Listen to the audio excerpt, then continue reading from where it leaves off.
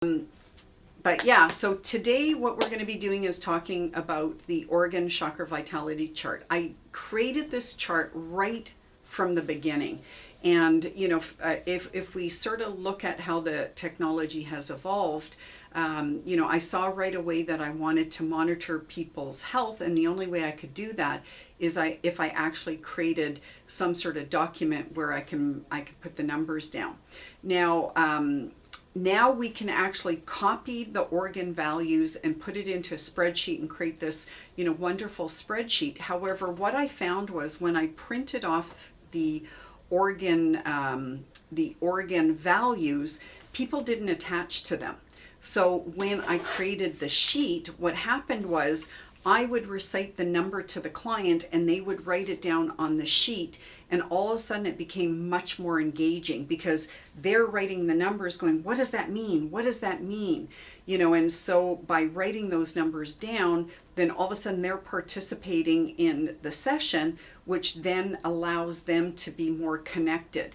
Because if you just print it off and give them the numbers, there's nothing there. It's a piece of paper that came off a computer, so there's no emotional connection. Where they're writing it down, then there's that emotional connection.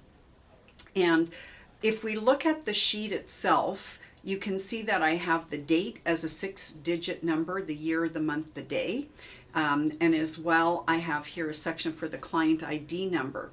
So when I'm doing things by the year, I typically just put in the client ID and then the year beside it here. And then this way I can keep this open for the date because it's a very small section, but I wanted to have several readings simultaneously by each other. And remember, you can take the numbers, you can download the numbers from the Biopulsar into an Excel spreadsheet, but this sheet is one I made specifically for the client to write down. Then when I'm giving them the numbers, I'm illustrating to them, and usually I write down the first number on the sheet so they can sort of follow suit, and I'll say cerebellum 6.35, and then we write the number here, cerebrum 4.62, and then they start writing down the numbers all the way down the sheet. And on the flip side, of course, then you have, you know, the continuation, plus at the bottom you have where you can write down the chakra percentages. Okay, and this sheet is really handy because right beside we have the connection to the physicality of the body. So we have instantly some information that we can share with someone. Also, another thing is in your training manual, you have additional information on each organ. And I'm going to talk a little bit about what happened to me on Saturday.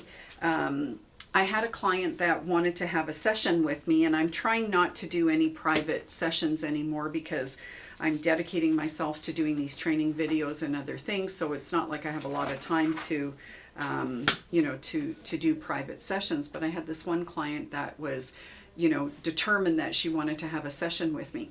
Now, of course, because of my you know, time constraint, I'm not going into the clinic, and so therefore I told her I would base the scan on my last Biopulsar scan of her. So therefore what I did was I pulled up her last scan, but I also pulled up the 2 previous ones before that. I had done a total of 3 scans with her. So then what I did was I correlated the data of the 3 scans on my you know, organ vitality chart, and then I highlight what areas I want to focus on. However, I also had her fill out a form as to why did she want to come see me. And I'm going to be sending you guys this form. It's not anything you've seen before, but it's something that I developed. And again, as you guys know, when I talk about things, I'll provide the support materials to you so you know what I'm doing. But I sent her this sheet, and on there was questions. And the first question was, one of the first questions is, why are you here? Why do you want to have this session? And she had put down tinnitus. Now this was interesting because my other sessions with her were more based on spiritual aspects, and so all of a sudden to see that she wrote down tinnitus, of course that's what we're going to work on because that is the most important thing. So what I did was I went to the sheet and I looked at where her organ values were of the ear, and I looked specifically at the color. And a lot of times I base my reading on the first reading I did with the client, because once I've had interaction with the client, then of course there's going to be things that change, and then over time things will change as well, because they're working on different things that we've discussed. So because the original scan showed that her ear was indigo, then I knew that the information that I was going to be connecting to was the characteristics of the indigo energy. And if we look at the physicality of the ear, it's the organ of hearing and interpretation of sounds, tones, and noises. As well, it aids our balance, posture, and orientation. Now, she's also very weak on the root chakra, so of course that would have some indication as to the fact that if she's not feeling supported or not feeling heard, then we can see that imbalance in the ear, and then it could actually expand into other areas of her life, like coordination problems and vertigo or tinnitus, and other things of course can be resultant of an ear imbalance. Then what I did was I went to my manual and I pulled up the information of the ear. So all I had in front of me was questions that I could refer to make the consultation very easy. So I started by, talking on a psychological level. The ears are about your listening abilities and how you want to hear things, as well as your ability to hear. And I always like to give examples in my consultation, because I think there's a lot of power in examples.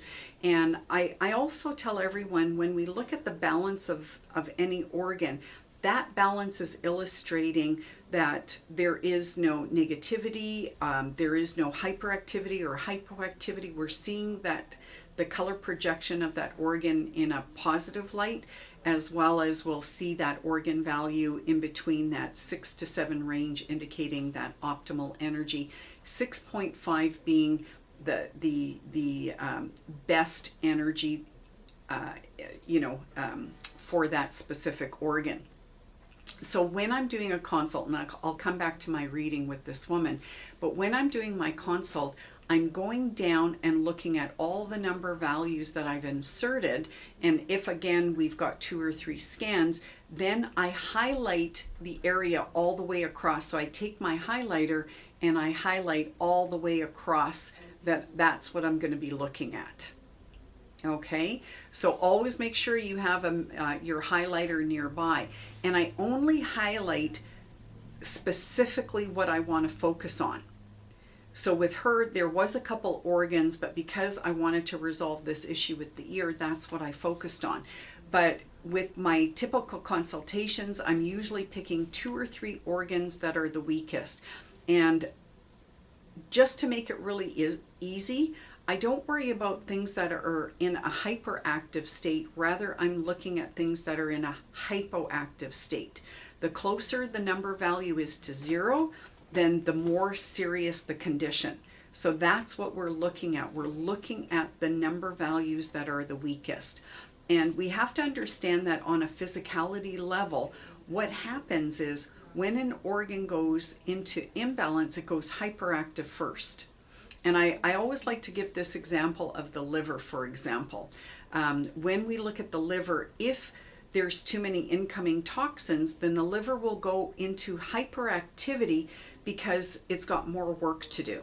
It's kind of like even in your job. If you've got more work to do, you're going to be working overtime. Similarly, an organ will work overtime, and that means it's in that excess. It's trying to work faster to resolve the problem, and in this case with the liver, the incoming toxins.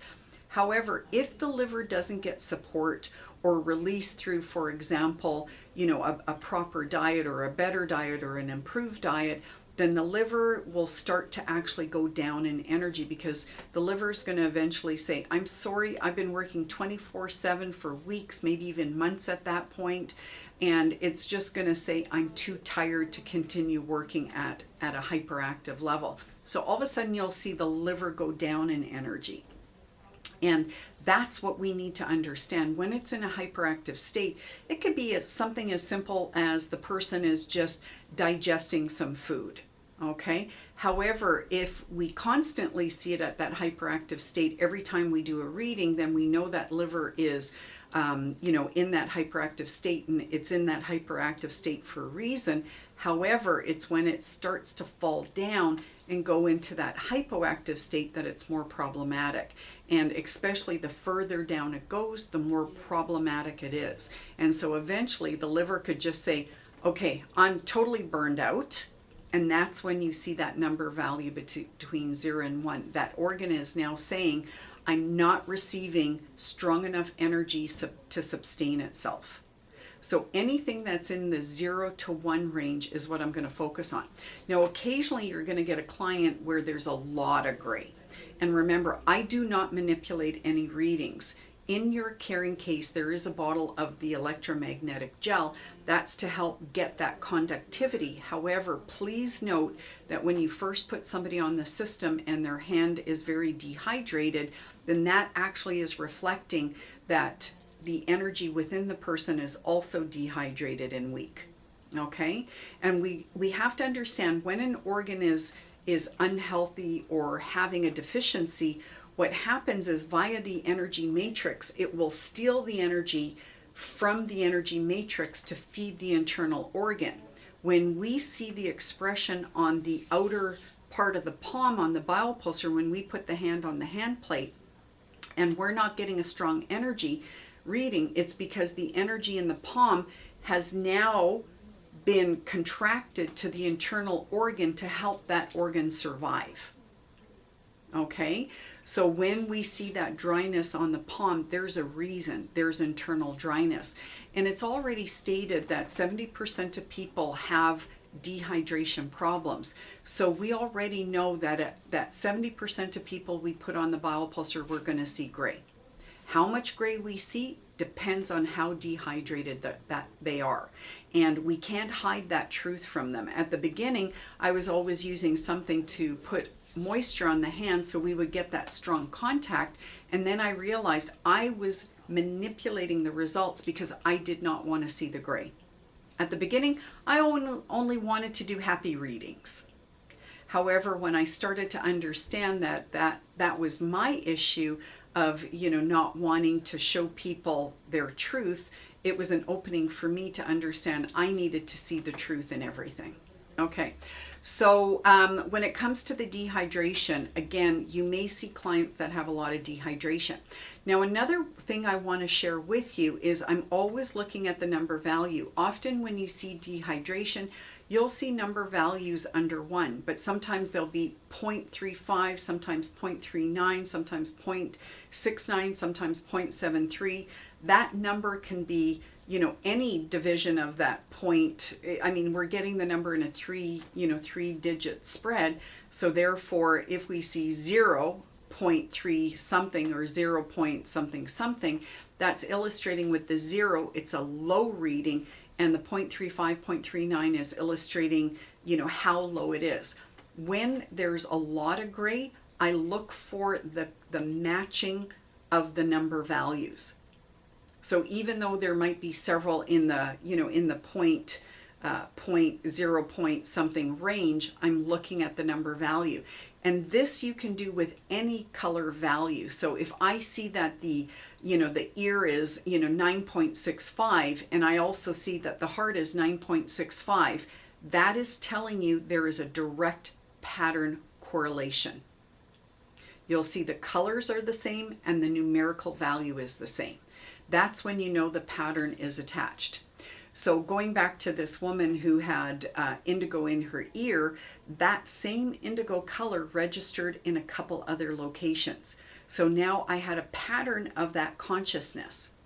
So we determined that the ear, she wasn't always open to hearing things, because you got to remember, when somebody has had maybe some sort of verbal abuse in their life, do you think that their ear is totally open to hearing? Possibly not. And the reason being is because when the ear, for example, is tired of hearing, somebody badgering them or putting them down or being condescending. And as a young child, if we have a parent that repeats, you're not smart enough or you're not good enough or things like that, then that will actually be illustrated in, that imbalance in that ear organ, for example. Now with her, she actually, both her parents wanted to have a son, and she was born.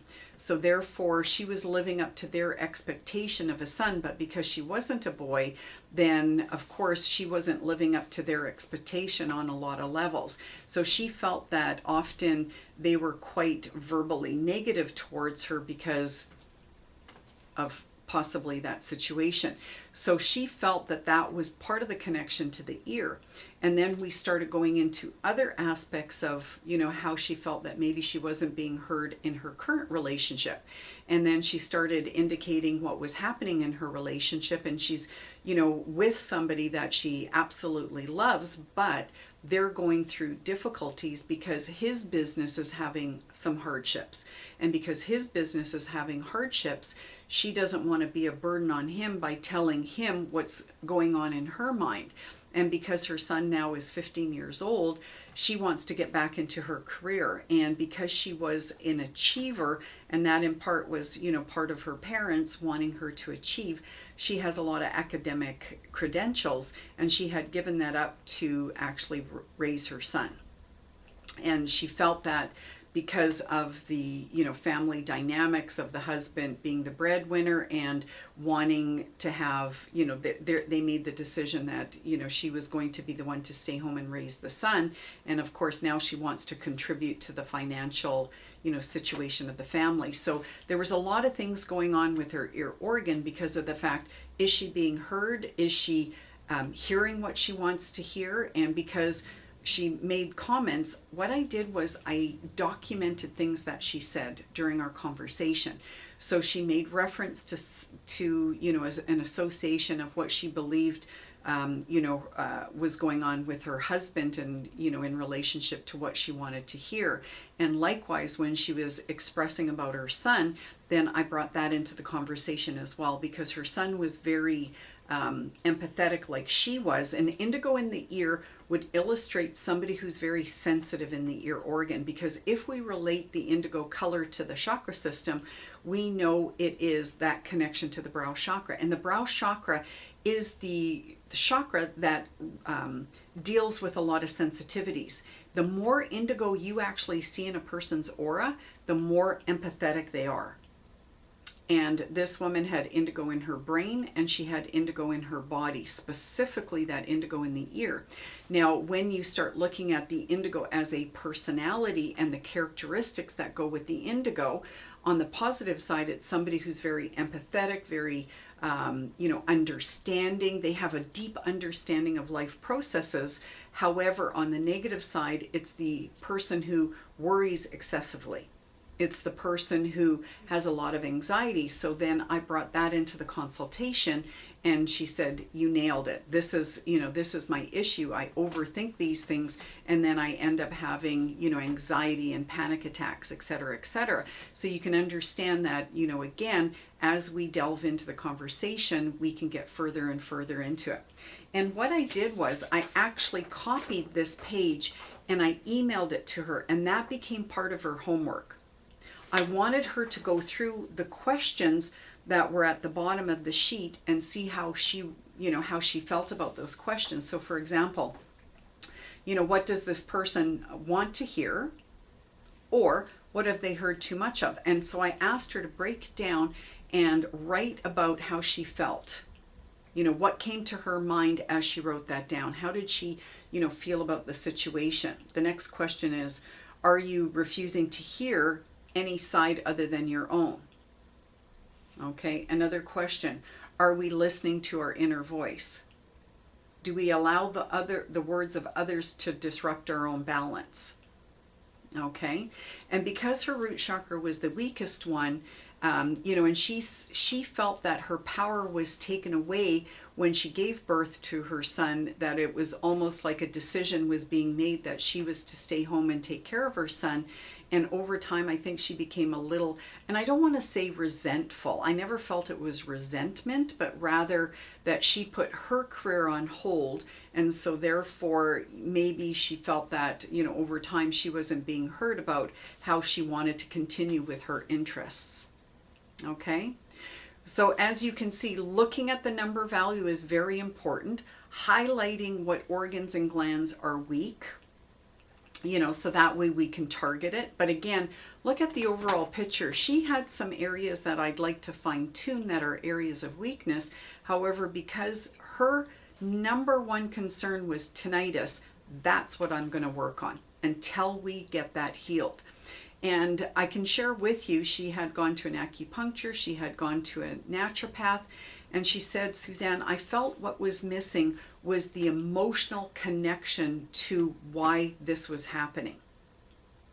And as we went through her issue of the ear organ and her ability to be heard, or, again, I'm always looking at things from multi-dimensions. So the hearing is how you're being heard, but also how you're hearing, right? How good are you at listening, right? Those are other questions that would come up with the ear organ.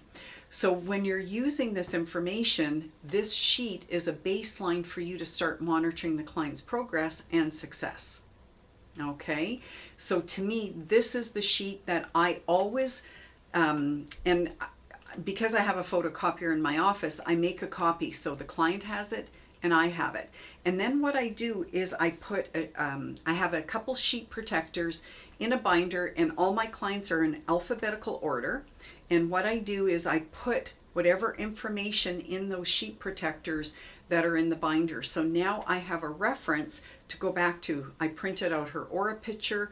I printed out, the sheet where I have all her numerical values beside each other. I highlighted the things I wanted to focus on. So now I'm building a portfolio. So the next time I do a session with her, I can pull out her sheets and I have a perfect reference to it because all my notes are in there. Okay. Now this sheet, I also have made one that's blank where it doesn't have any information of the organs, rather you can write notes there. So all this area here where it has the organ information, I do have a blank one as well that you can write whatever notes that you want. Okay? Okay. Now I wanted to go to the flip side and show you that I've also made some information here that can be helpful, because if you're giving this sheet to the client, then you have an area here where it's a release statement, and it's just very generic but yet very informative, that for one, they understand that this is for educational purposes. Unless you are licensed to diagnose, this is a nice little disclaimer, and you can have people sign it, and then that way they understand that you're not diagnosing. And when we talk about the verbiage of how we can illustrate what we do to clients, I let everyone know that this is actually a medical device from Europe, that it has been certified in 32 countries, because I want them to understand the validity of the equipment. However, I let everyone know that I'm an energy lifestyle coach. And as an energy lifestyle coach, in a way, I'm also an energy detective, because I'm looking at their overall energy and deciphering what that information means to the client. And through dialogue, through my question answering period, then I can get more into the root of what's going on with that client. But back to the release statement. Simply it says, by accepting this form, I am agreeing that a biopulsar practitioner is not a doctor and cannot prescribe, treat, or diagnose for any specific condition.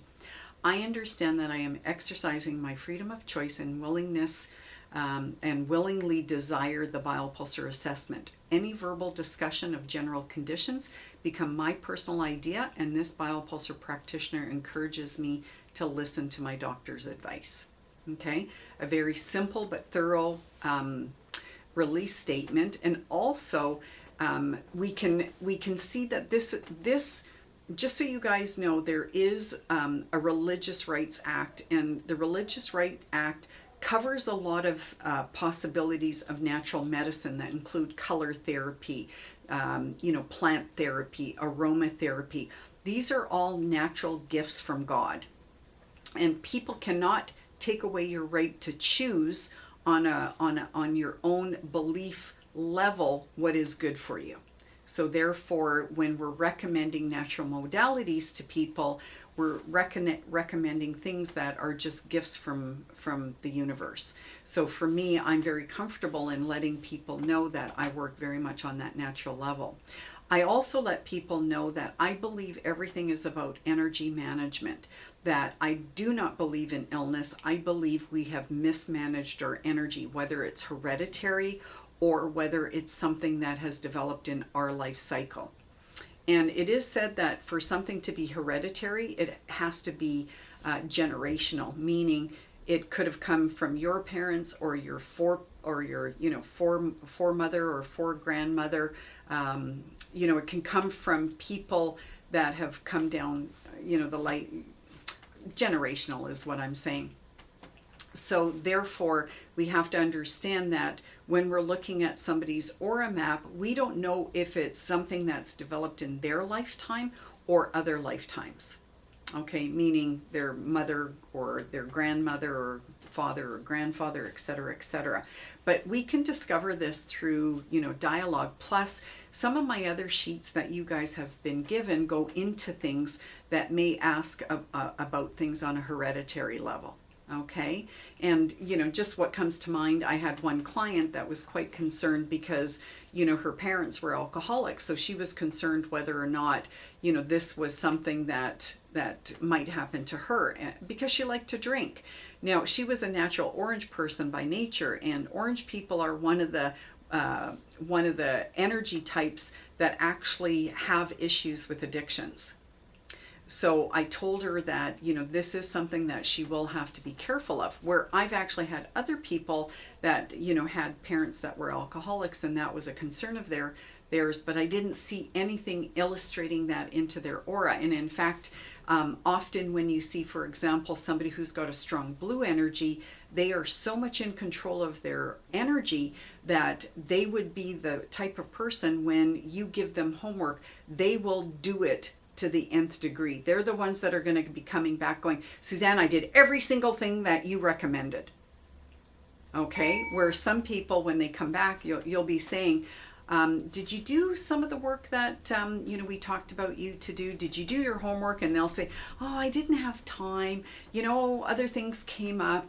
Those are the ones that are usually the right brain people. They're more driven by the emotions, what's going on at the moment, things like that, where when you are giving homework to somebody who's got strong yellow or a strong solar plexus chakra, or they have a strong aura map of blue in their aura, or their throat chakra is their strongest center, these are the individuals that are more left brain. So you give them homework, they will study it and they will do it.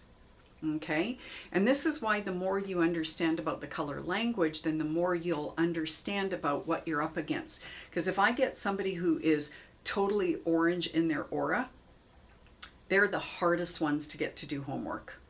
Okay, they're living life vicariously in the moment. They're not the type of person that will necessarily do the homework. And if you think back in school, whether it's yourself or somebody else in your group, you'll notice you'll have friends that studied harder and friends that didn't study at all. Okay, that's what we're talking about, is the ones who studied, they were the ones that got the A+ on their report card. The ones that didn't study, they're the ones that got the lower grade typically. Okay, unless they were naturally talented in a chakra center, then some of those things would have come naturally to them. Okay, so going back to this sheet, now you'll see here I give you the color graduation with the corresponding number value, as well as I'm going into the issues, the stage of stress.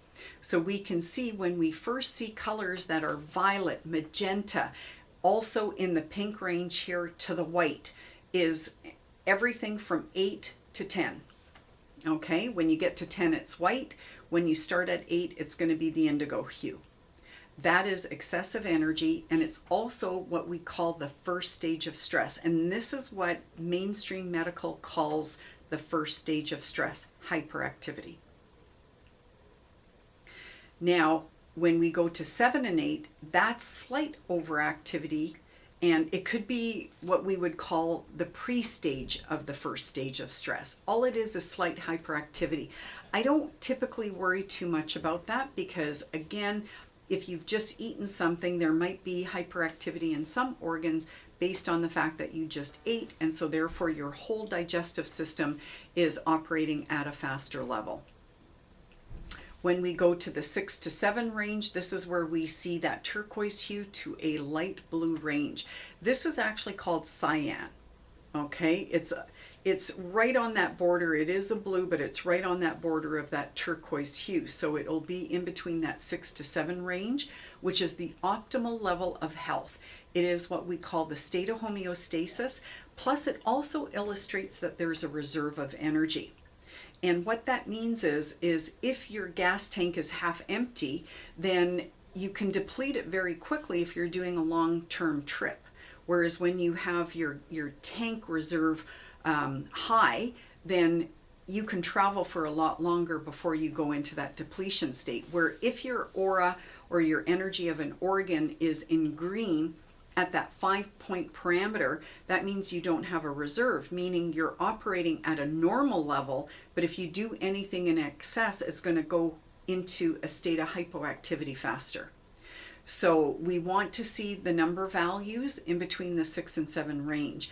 And again, this is something you go over with your client because everybody wants to know what the numbers mean. So you have to give them that peace of mind as to what those number values mean. So the goal is to get the organs into the 6 and 7 range.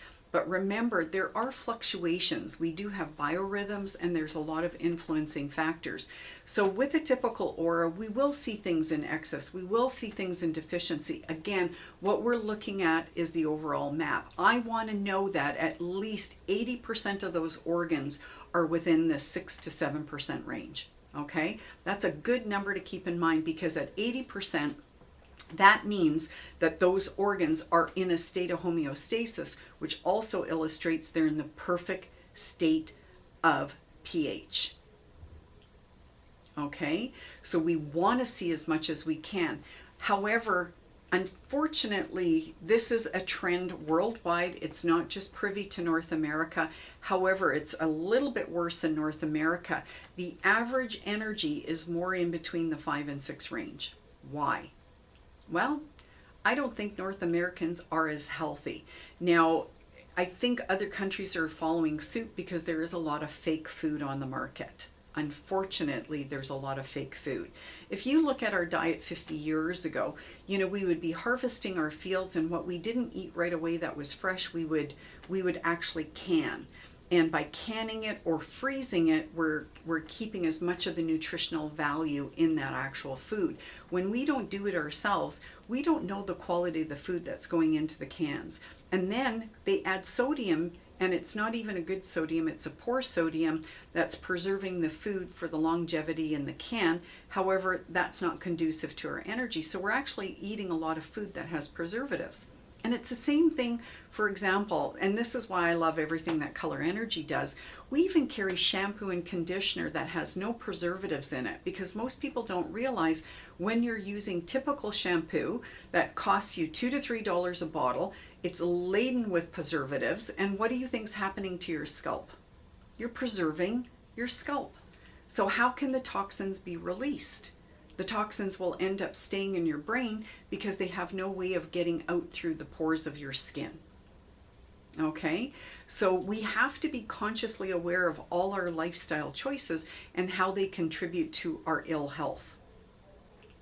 So I want to see as much as possible in that 6 to 7 range. Okay, now a lot of people are resonating in between 5 and 6 and 4 to 5. And you will see a lot of greens in the aura and sometimes yellow. And that yellow means that the organ is starting to get depressed because there's too much toxicity in the body.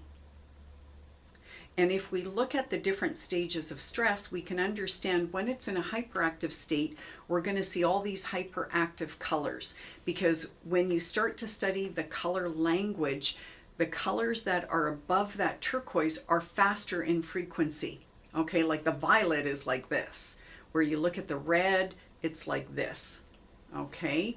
Because it's a slower vibration versus the violet being a faster vibration. So that's why those number values will correlate to the vibration that's connected to the color in essence. So when we go down to the number values between 2 and 4, you're going to see the colors are going to be more in the range of that red to yellow hue. And again, depending on the number value, the closer it is to 2 will be red, the closer it is to 4, it will be yellow. Okay? And then when we're at the lower level, we're looking at 0 to 2.00. And you can see it goes from a darkness, a gray, to a muted color tone to a red tone. And you will see this, and this is one of the things that I also think is phenomenal about the Biopulsar. You see the vibrancy of the color. You'll see whether or not it is dark or light or whatever. It is the vibrancy of the color. Okay? That gives us a lot more information. So when we're in between 0 and 2, it's extreme energy deficiency. Between 2 and 4 is moderate, and then we have slight energy deficiency, and again to the norm. And again, we see the different stages of stress. I'm going to move that up because this keeps coming up on my screen. I'll just move it sideways. We could see at the bottom, it's the final stage of stress. That's when the organ is completely exhausted. The third stage of stress is the acute organ depletion. And then we also have, I call it a second stage of stress, which is the initial stage of hypoactivity. So just by seeing the color, we can see the constitutional state. By seeing the number value, we now have the evidence of the energy frequency. Okay, make sense? This is why I love this sheet. This is all encompassing. You can write your numbers down. It shows you, the color relation, the organ number, the issue, and the stage of stress. Okay, and how you want to explain it to the client is how you're going to be doing your consultation. When I'm doing more of a wellness consultation, then I am talking about the health of the organ.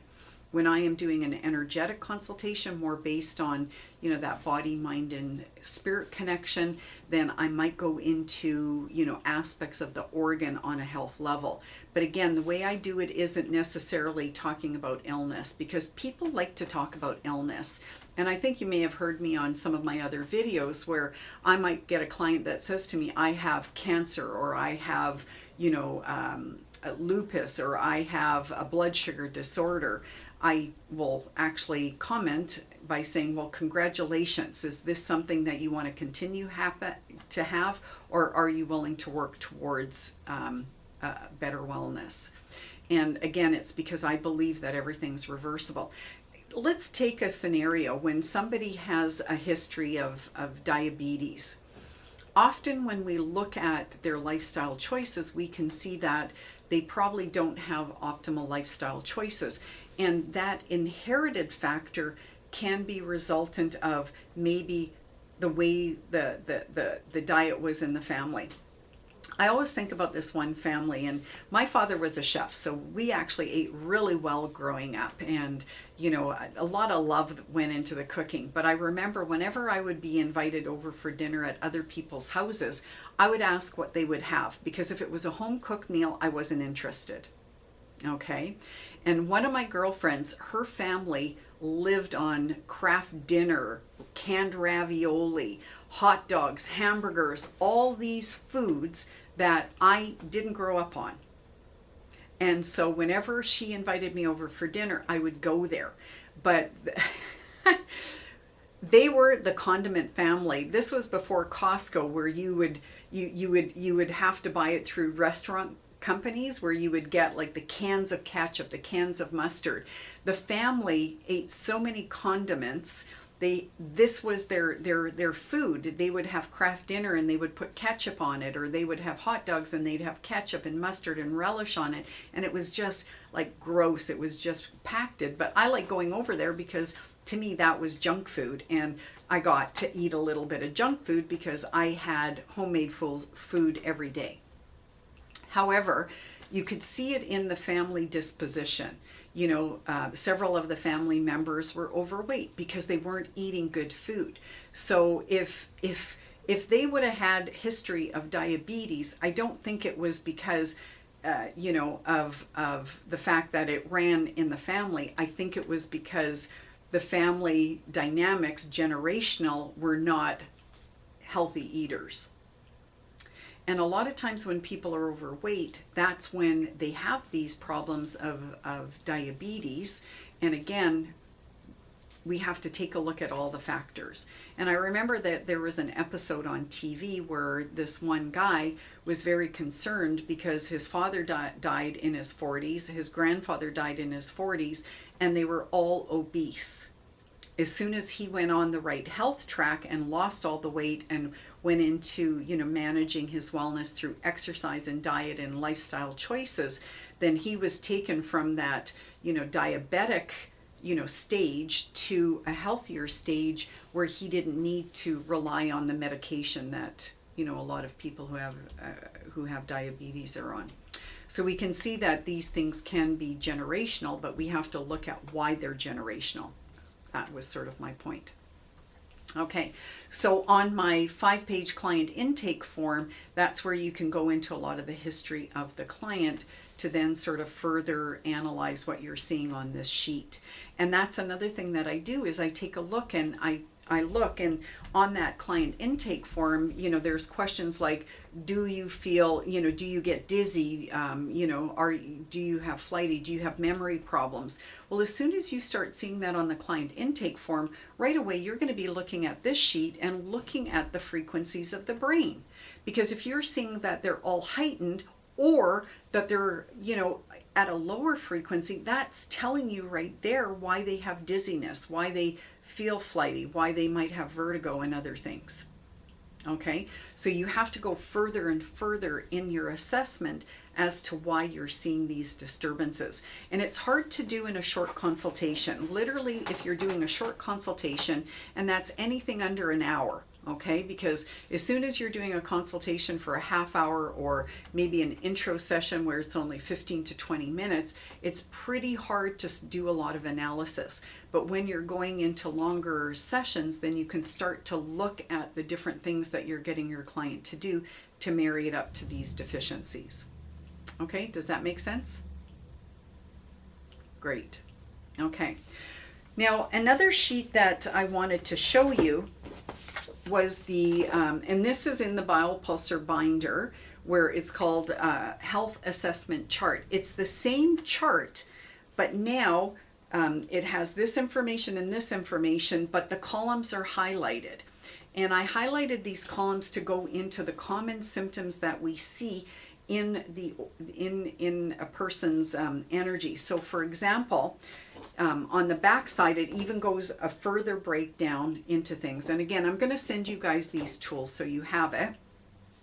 But it goes further into the color constitution and the physical symptoms. So in the first column, it's highlighted with red blocks. That means that those issues are where you're looking in the red blocks. And I'm going to further explain that meaning. For example, in the red, it's relating to the process of elimination. So what organs are connected to the process of elimination? Thank you. Hi. Hi, Debbie. Debbie. So the bladder, the kidneys, the colon. Exactly. Yeah. So if we look at the connection to the root chakra, it's exactly that. We're looking at the bladder. The process of elimination is also in the rectum, the anus. Okay. Then if we're looking at the chi and atlas problems, what organs are related to the atlas? Okay, Jen, I see you doing hand motions, but The brain. yeah. So when we look at the atlas, it starts in the hips, because when the hips are out of alignment, the neck and the shoulder are pulled out of alignment. And then the back of the head, the cerebellum, is also governed by our body's alignment. Okay? Our ears are also affected by our body's posture. It's our equilibrium. When our ears are off, then our equilibrium is off. So we look at specifically the organs relating to the hips, also the feet and the knee have to do with your body's posture. Even, oh, actually the spine is more your chi. And then also relating to your chi is your adrenals. And then when we look at your posture, we're looking at the shoulder, the neck, also the mouth. The mouth has to do with your atlas, the ear, and the cerebellum. Okay, so these different organs relate to issues of the root chakra, and it's broken down into a few on this chart. So this is a great reference chart also. So again, what we're looking at is those patterns. So at this point, I'm going to just open up to verbal dialogue. So far, does this make sense to everybody, what we went over? Okay. Any questions in relation to how you can use this chart? I have a question. Okay, Alana. I'm just wondering, so what if someone has their tonsils out? Would that skew anything on here? Possibly, and that's a really like good that? question. And again, I have to always go back early in my career. I'm reading this woman, and her aura looks beautiful, and right through her reproductive organ was gray. And she actually pointed to it and said, "That's my hysterectomy." And I thought, okay, this is really interesting. Now, you got to remember, I was very green at that point. I didn't know a lot about the physical body. But the next time I came across that where I saw gray in the reproductive organ, I said to the woman, "Can I ask you a question for research?" This is a really valuable question to ask people. "Can I ask you a question for research?" And she said, "Absolutely." And I said, "Have you had a hysterectomy?" And she said, "Yes, I have." Well, then the third time I came across it, I asked the same question, fourth, fifth, sixth time. Well, by the time you've asked this question a dozen times and you get that affirmation back that, yes, I've had a hysterectomy, you know that the system is accurately diagnosing that. However, I came across a reading with a woman one time, and she actually said, "You know, this is interesting because I had a hysterectomy and I'm not seeing anything show up on your scan." And I went, "Yeah, that is very interesting. I wonder why that is." And I said to her, "How do you feel about the hysterectomy?" And she said, "I am so glad I had the hysterectomy. It was nothing but a problem. I had really bad menstrual period. It was just so bad. I was so happy." And she actually said, "I was so happy they ripped it out." Not even that they took it out, they ripped it out, right? And she also said, "I was done having children. So for me, you know, this was a good thing." So what we saw was, even though there was an absent organ, the energy was still contained because there was no negativity that resulted around it. So then the next time I came across the gray in the reproductive organ, I asked the woman if she had a hysterectomy. She said yes. And I said, "How did you feel about it?" And she said, "I was very sad. It was not a choice. I wanted to have more children." Okay, so then I understood it's all about how you feel about the situation. And the tonsils are one of those organs that relates to our communication abilities. I don't know exactly the psychology behind the tonsils per se, but that might be a dialogue that we have with the client as to, you're missing that part. So is that, you know, part of your ability to communicate that you feel you may have lost? Okay, so again, we have to dig deep to find out why there's that absence of energy. And it's even in the way that when I see somebody's aura that has a lot of gray, I ask them, "Why are you half in life?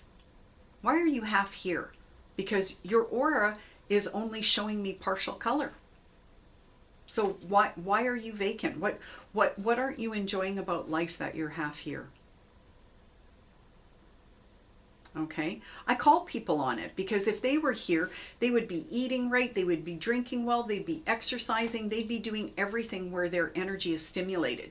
And sometimes I challenge Biopulsar owners to do all kinds of crazy things, and this is why I love, you know, I love the actual manual that you guys work through. And some of you have the manual and I've never seen your assignments, which is telling me you've never worked through your assignments.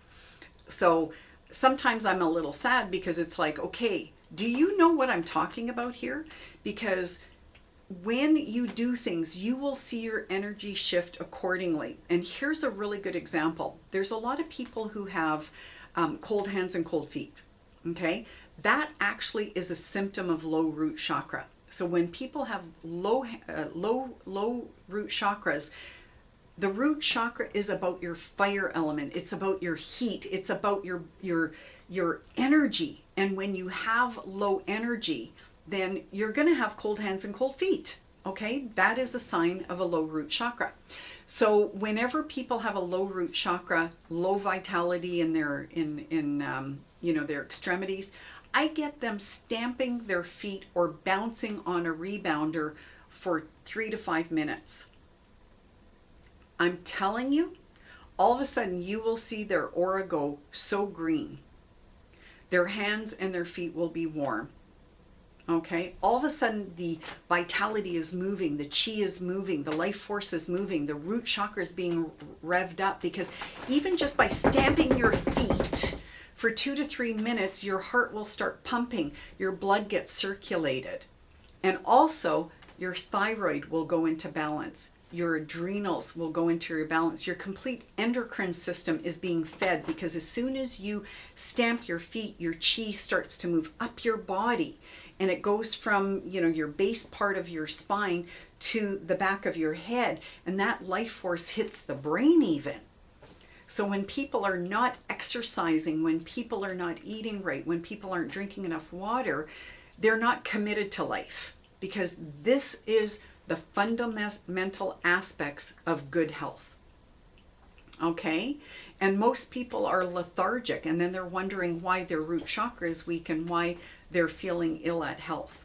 It's because there's not enough chi, there's not enough life force, there's not enough energy to substantiate them. And the root chakra is your existence on this planet. So when people are low in the red energy, they're only partially existing. And there's very few red people on this planet to really mimic what that red energy is. And I'm very fortunate, because Nikolai is a red person. And yes, he can come off as abrupt. However, this is part of the red energy. They don't candy coat things. They're just very honest. They're very truthful, very direct. If I ask Nikolai, how am I looking today? You're looking great, or I don't like that on you. Like, it's a very honest opinion. And I appreciate that, because sometimes people will go, yeah, that looks nice. And then you're going, okay, they're saying it in that tone that is unbelievable. We often candy coat things because we don't want to hurt people's feelings. And, especially when people's root chakras are weak, we have to give them the power and the strength. We cannot judge what they can or cannot handle. We have to give them the matter-of-fact truth. And that matter-of-fact truth is, start taking responsibility for your life. But that also means they have to rev up their root chakra, which means the best way to do it is to introduce them to red tools that they can then start revving up their root. And you guys all know, or most of you know, that when I talk about tools, I'm talking about tools because, for example, we have the Get Up and Go Root Chakra Blend. By just applying this daily, by bringing red oils and essences into your being and focusing on that red energy, by, putting that red oil maybe on the base part of the palm, which is all your root chakra connection. And this is your spine right here. This is your chi right here. So when you're rolling that root chakra blend onto your spine and rubbing it, and then maybe saying this great affirmation that is, I am here, I exist. I take responsibility for my life. I love life, right? And as they're doing it, they're rubbing that whole chi area. That is a phenomenal exercise to do every morning to empower your day. Most people get out of bed leisurely. They might hop into the shower. They might, have breakfast. They're kind of half in life at that point. Right? If you watch a red person get out of bed, they're jumping out of bed and they're going, I wonder what today has in store for me. They jump in the shower, they get out of the shower, they can't wait to get to the office and do their work. They can't wait to go home to, enjoy their life at home. They love life. They're extremist life lovers, but most of us are void of this passion. And this is why our root chakra is repressed in a lot of people. So look at the chi, look at the atlas, look at, the adrenal glands. Do they have the power to fight, or are they lethargic? Okay, so this sheet, you can see everything at a glance. This is what I love about it. Now you can of course do this on the Biopulsar screen as well. You can look at the numbers, you can look at the colors, but here, this is something you can give the client so they can start studying their own energy. You can give it this sheet, which goes into the physicality, or you can give them the blank sheet where you write your own notes in. And those notes could be more esoteric or more spiritual minded. However you want to write it, that's up to you as to how you want to work with the client. Okay, this one's a little bit geared towards the physicality, but again, the blank sheet is open-ended that you can put any of your notes in there. Okay? This sheet is something I have been using right from day one. I've remodeled it. It's actually nicer than it was 20 years ago. But nonetheless, it's an awesome sheet. And like I said, I have the corresponding one that gives you a bit of breakdown. But I think I have to go over this likewise more specifically for you guys to understand that. Okay? Okay, so we're at the end of our hour here. So any questions that you guys have in regards to today's conversation, today's class? Was that sheet that you were just showing available before, or is that new? This has always been in your Biopulsar binder.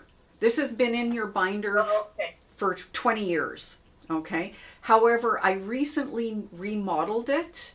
So therefore, what I did was I added a few things, and I can see I can still tweak it. I'm always tweaking things because honestly, as soon as I start talking about it, I could do that a little different. But nonetheless, it's a great reference chart. Yeah. All right. Susan? Yes. Suzanne? Yes, Dr. Emmett. How about if someone has a hearing aid, an older person has a hearing aid, does it show up in any way? Well, yeah, and that's a good question because again, it depends on how good the hearing aid is, and also, again, we have to talk about all the possibilities, meaning why was the hearing loss generated to begin with? Right? So we have to look at that cause and effect. The hearing aid will help people to hear, and so therefore it depends on their relationship with their hearing aid. Like my mother is really annoyed at her hearing aid, and so, but I also know my mother's the type of person that doesn't want to always hear things. She's limited in her hearing to begin with. Would it bypass, or would you get a false positive reading on it? Possibly. Again, it depends on each individual. And this is why I like to give that example of the women who had hysterectomies. Those that were not affected by the hysterectomy, it was just like they accepted it and it was integrated. It's a good thing, right? And we even talk about that when it comes to medication, right? Because often we'll get that false reading with medication where the aura shows very neutral, but when it shows so neutral, we know that there's a reason as to why. It's drugs, whether it's recreational drugs or whether it's prescription drugs. But then you look at whether the drugs are actually helping the problem. So for example, I had a woman who was on drugs for depression, yet I saw this dark gray energy right in her forehead. Do you think that the medication was helping 100%? No. No, she still had negative thoughts, but it was better than what it was before. And that's the difference. Is it better than it was before? Right? That's what we always have to look at. Because to me, people sometimes need medication to get them through a trying period until they're strong enough to get off the medication on their own and to be able to do things. And I also think about this other woman that I had done multiple sessions for, and she had MS, and they put her on all kinds of medication, and because of her age they were also using a lot of experimental drugs. Well, she kept having symptoms, and they were saying that those were symptoms of MS. Well, she finally got frustrated and said, I want to get myself off of all medication. And when she actually weaned herself off of all medication, she had less symptoms of MS. So are the MS symptoms really MS, or are they factors that have been developed because of the medication that are now symptoms of MS? Just throwing it out there. I'm an energy lifestyle coach. I believe in energy mismanagement. I believe that we're here when we see an energy deficiency, then it is our choice to then try to solve the problem, whether it's emotional, mental, spiritual, or physical, or all of them, or two of them, or three of them. It doesn't matter. There's something going on one of our levels, whether conscious or unconscious, that we have to figure out the result. That is our destiny. God gives us gifts and he gives us challenges. The challenges are what we need to master. Our challenges are our energy weaknesses that show up on the biopulsar. And without the biopulsar, we're literally clueless. Honestly, we're literally clueless. How many of you, because several of you obviously, have been working with the biopulsar, can attest to the fact that it is a wake-up call? Put up your hand if you agree. Yeah, exactly. It is a wake-up call because you cannot hide from anything, right? When you're not doing good, it shows. It shows. And I have seen my aura look pretty crappy sometimes, so. I had a doctor a couple of weeks ago, and she put her hand on the biopulsar, and absolutely nothing happened. And I thought, oh gee, did I come disconnected somewhere? Yeah. So I checked everything out. I put my hand on it, and it responded. So I erased it, had her put her hand on again, and I'm like, okay, what is going on with you? You don't want to be here. And she's like, no, I really don't like this place. That was number one. Uh-huh. And there's some really crappy stuff going on in your life. And she's like, my life is like totally upside down. Yeah. She came a few days later. She came here to the house, and I read her the first time I did it at Spark of Divine, my clinic. She came to the house about a week and a half later. Mm-hmm. And I still found, she also said she was extremely, extremely dehydrated. A week and a half later, I was getting a reading on most of her organs, but I still had a dead spot in the middle of her hand. Yeah. Where she still wasn't rehydrated and she has diagnostic equipment of her own. And it was telling her the same thing. Yeah. She just wanted to see if my machine said the same thing as her machine. It's a different kind of machine. Yeah. And probably the biopulsar was even more refined, right? Yes. The difference between, what's the name of her machine? The difference between the biopulsar and the machine she has gives you some tonal things to listen to. I think we might have talked about that before. Yeah. And then they're supposed to realign your body, particularly if you use them every day. Yeah. They do to some extent. I've done it and watched my own aura before and after. And it does realign you to some extent, but it's very short-lived. You've got to do it like every 12 hours for it to have an effect. Yeah. Which to me is a crutch for not changing your lifestyle and not making permanent positive lifestyle changes, whether they be physical, psychological, spiritual, whatever. Yeah. That's going to actually bring yourself in balance the way you should. Yeah. Sound is good, but we can't use crutches. We need to get ourselves put back together. That's right. And that's why I love to empower people with doing things, at home, whether it's answering questions or, doing their own affirmations, using oils and essences and other things at their home. They need to be participating in their own realignment. Yeah. So what you just said about the medication, right? Yeah. It's very interesting because, I did do one person, it was a while ago, but, she did come out with a full turquoise aura. Right. And first thing I asked her was, so are you on any kind of medication? And absolutely she was, antidepressants. But, at that point in time, at the venue that I was at, I was only doing auras.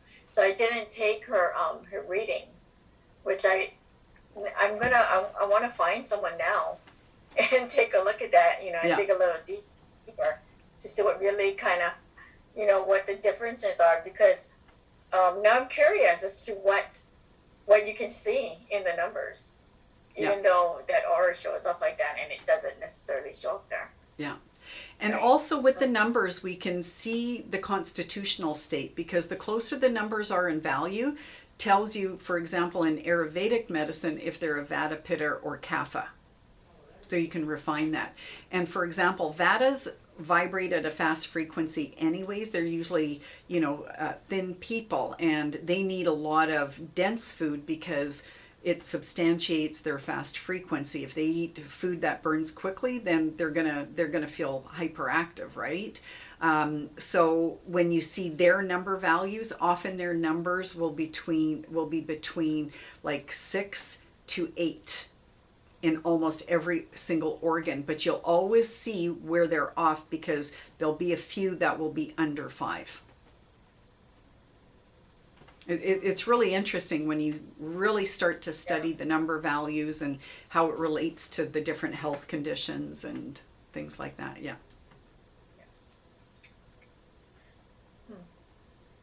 Okay, any other questions?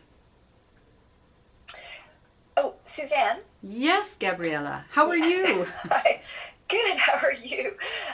Yes, just wondering, when you said that when the organs are at a certain number, like say they're 7.8, does that mean that they're very similar in terms of what caused them to become that way? Well, yeah, that can go into a lot of different components, because again, it depends on the person themselves.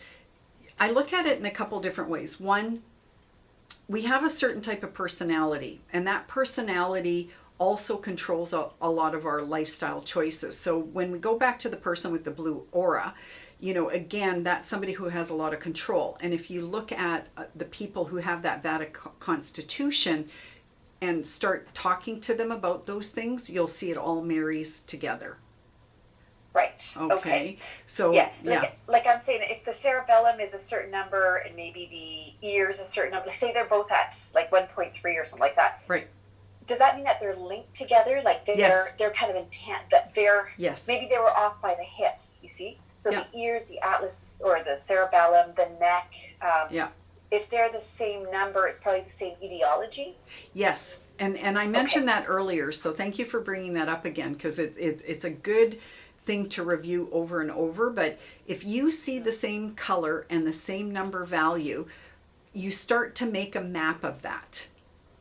Okay, so if we see the ears at that 1.76, and we also see the cerebellum at 1.76, then that consciousness is connected to past thoughts and traumas.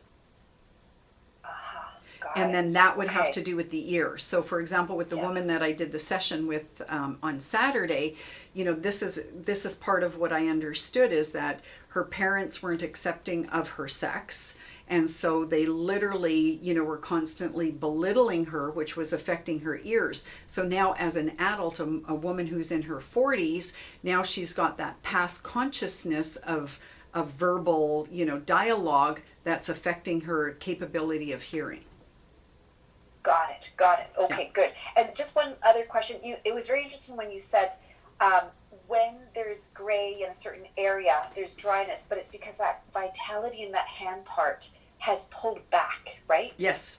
Yeah. And because it needs that life force. Yeah. Yeah. So in order for an organ to survive when it is already depleted of energy, it is going to steal as much energy via your energy matrix as possible, because that's how it's going to survive. Now, at the same time, your aura starts to shrink, because now you don't have the power to extend it outward, because electricity, when it expands, is quite electrical, right? It's quite dynamic. But when you don't have the water, when you don't have the emotional connection of the water element, when you're denying yourself in certain areas, your energy will contract. And in order to feed that organ, if you're not, getting the water in or the right nutrition or all those things that have an effect on us, then what ends up happening is it'll start to steal energy from your complete energy matrix. So that means any point that is connected to that organ will be dehydrated because the energy has pulled back. And this is why when we're working with the ChromaLive, when we use the ChromaLive on the hands, for example, the energy is now shooting back through the energy matrix to feed the organ. Okay, so when we're using the light therapy, then we can work on the hand or we can work directly over that organ. Choice is yours. Thanks. Thank you. Yeah, either way we'll get to the end result. But any kind of energy tool is intended to raise your vibration to be at that healthy level, but it has to be redundant. You have to keep doing things over and over and over again till the programming changes. And this is why, even by having a client put oils onto the reflex points that are out of whack, then what we're doing is we're giving them that consciousness to repeat something to get them into that new thought pattern. Because when people tell, well, I don't feel healthy. Okay, then what you have to do is say, I feel healthy. Well, I can't say that because I'm not feeling healthy. Okay, then say, I'm feeling better and better every day. Because you're going to get better every day, even if it's sort of like a forethought, right? Yeah. I love affirmations, but I love using oils and essences with it because I love the smell. And even before we got on, I'm not going to do it with this bottle because it's a display bottle. I like to put oils right under my nose so I can smell it. That way I'm inhaling, and especially with all this stuff that's going on, I'm doing things all the time to keep my immunity strong. So our medieval times I actually put under my nose before I came on today. I had a question. Sure. When you're using like essential oils or the chromatics, are they still, if they're hooked up to the unit, can you see the aura change? Yes. And because the hand plate, you put your hand on, either they keep their hand on the system and you can do whatever it is that you want, or you take their hand off and then you do the treatment, then you just put their hand back on and you'll actually see the variables quite clearly. And you can actually bring up 2 biopulsar programs simultaneously if you want to see the 2 auras or the 2 graphs side by side. Otherwise, this is another reason why I like this sheet, because sometimes what I'll do is I'll write the number of values down of the first reading and then I write down post-treatment. Then I can show the client how the energy has shifted from the first reading to the second reading. Okay, and for those of you who have come here for the training, you probably remember we did that. Okay. So yeah, I like to show that visual. The aura is exciting because if their aura looks half dead and then you do an energy treatment and all of a sudden there's all these colors that show up, that's quite dramatic. So visually it's very exciting to see that shift with the aura, but the number values are the linear proof. That is the scientific proof of the energy change. Okay. Question. Yes, Jen. So when you say that you can bring up two pictures side by side, are you saying 2 instances of the same program? Or Yeah, so you know how you normally bring up your Biopulsar program? yeah. So do your first reading off that program, then bring up a second Biopulsar program, do your second reading on that. Okay? Oh. But just remember, this is the biggest faux pas. People bring up 2 Biopulsar programs and sometimes they just didn't realize they had it already up, and then they bring up a second one and then they're in the second one, but it's the first one that's hooked up to the hand plate. Right? So then they're going, it's not working. Well, it's because you have 2 programs running. You have to be on the program that you're actually working on. You could even bring it up 3 times, 4 times, but I don't recommend it because it'll slow down your computer. Did not know. Good. Yeah, it's something Oramed doesn't typically recommend because it depending on your computer and how fast it is, and like I said, people forget that they have 2 Biopulsar programs open, and next thing you know, they can't get the system to operate. And I hear Nikolai on the phone with people sometimes, and he'll go, "Do you have 2 programs running?" "Oh no." "Okay, well then, what I want you to do is I want you to close that program," and then they find another program behind it. Oh. Anyways. Okay, thanks. Nancy, have you done that? You seem to be shaking your head on that one. Okay, any more questions? I did it, but I discovered what I was doing. Okay. I'm like, wait a minute, that's what's wrong. Too funny. Okay, any other questions before we end? Okay, so next week we are doing a class on color, what did I call it? Color your mood, color your life. And in this class, I'm going to share with you guys more about what I do on a daily basis, because I wake up in the morning and I say to myself, okay, what energy do I need? You'll notice a lot in my classes I wear shades of blue. Okay, that is my best color for teaching. So I actually have quite a bit of blue in my wardrobe because of that. And I think I shared in one of my videos where I said, I cannot wear violet. I've tested this. If I wear violet, I cannot teach. I'm all over the place. I can't be, I'm not grounded. So once you start being consciously of what you need to enhance your mood or your day, it's just so empowering to be able to do that. And this is why a lot of people who are unmotivated, you know, we want to teach them about the red energy, or if they have financial issues, you know, to work on their blue, or if they want to be more intuitive, work on their indigo.